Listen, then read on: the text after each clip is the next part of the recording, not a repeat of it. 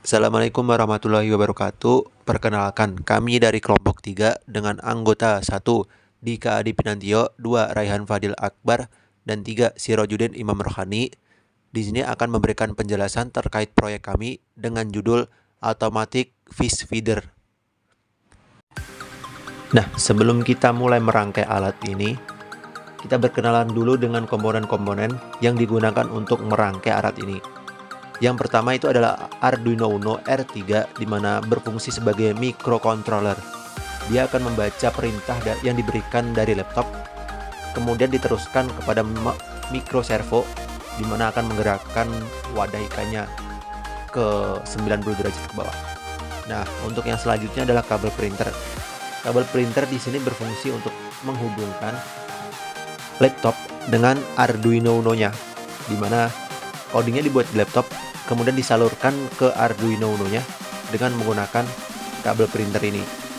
Selanjutnya adalah ESP8266. Di sini automatic fish feeder ini dapat dikontrol dari jarak jauh, di mana membutuhkan modul WiFi. Nah, ESP8266 ini berfungsi sebagai modul WiFi ataupun alat yang berfungsi agar pakan ikan dapat diberikan via internet ataupun jarak jauh. Selanjutnya adalah micro servo, di mana micro servo adalah bagian kunci dari alat ini. Dia yang berfungsi untuk menggerakkan pakan ikannya, wadahnya maksudnya, ke sudut 90 derajat dan pakannya akan tumpah secara otomatis sehingga memberikan makan kepada ikan. Selanjutnya adalah kabel jumper. Di sini kabel jumper berfungsi sebagai penghubung dari semua komponen-komponen yang ada. Sinyal-sinyalnya juga dihubungkan dengan kabel jumper ini. Dan yang terakhir adalah breadboard, di mana breadboard merupakan alat atau papan yang digunakan untuk mempermudah merangkai suatu rangkaian ini, di mana kita tidak perlu menyolder ataupun mengharuskan membuat sesuatu yang lebih sulit untuk merangkainya. Cukup dengan breadboard ini yang termasuk efektif dan efisien untuk digunakan. Baik, di sini saya akan menjelaskan codingan dari pakan ikan otomatis kelompok kami. Jadi yang pertama nih,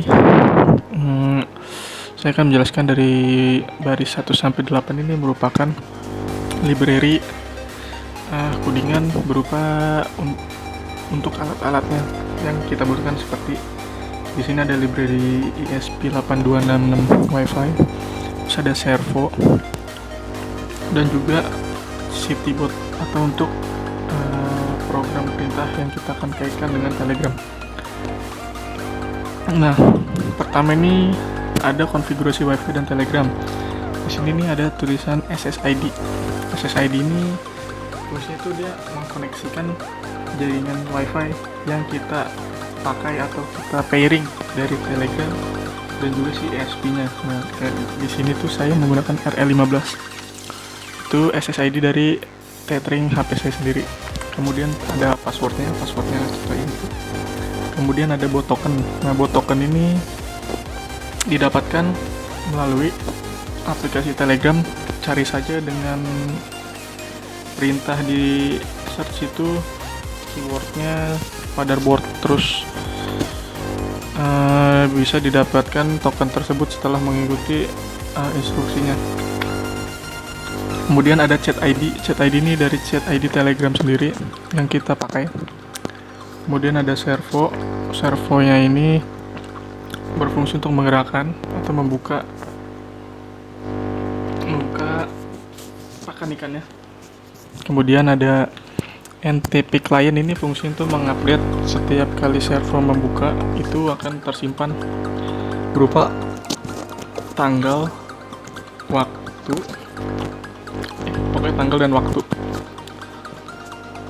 Nah, variable status koneksi ini menjelaskan jika WiFi connected dan juga Telegram connect. Lalu masuk ke last feeding day ini berkaitan dengan si NTP. Nah, jadi ketika nanti dikasih perintah info, dia akan mengeluarkan tadi, yaitu ada waktu dan tanggal ketika servo terakhir kali membuka. Terus kemudian ada feed fish, ini dia fungsi ini feed servo override 90, artinya si servo ngebuka 90, delay 500 milisecond, kemudian servo balik ke 0 derajat. Nah, send telegram message ini si Telegram mendapatkan perintah. Jadi ketika kita memberikan perintah feed, servo akan membuka. Nah, pas servo buka, dia akan balik lagi ke 0. Kemudian di Telegram ini akan muncul tulisan pakan ikan telah diberikan. Kemudian jika nih feed fish, chat ID-nya tuh ada dua di kita, tuh ada info dan feed. Kemudian jika perintah tidak dikenali, maka dia akan memberitahu bahwa gunakan feed atau info.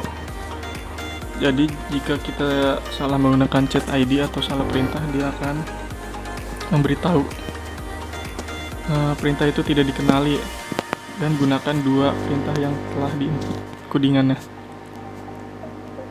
Terus kemudian jika saat ESP diberi power supply itu dia akan connect terus, kemudian tuh di Telegram akan muncul ESP8266 pakan ikan siap beroperasi, seperti itu.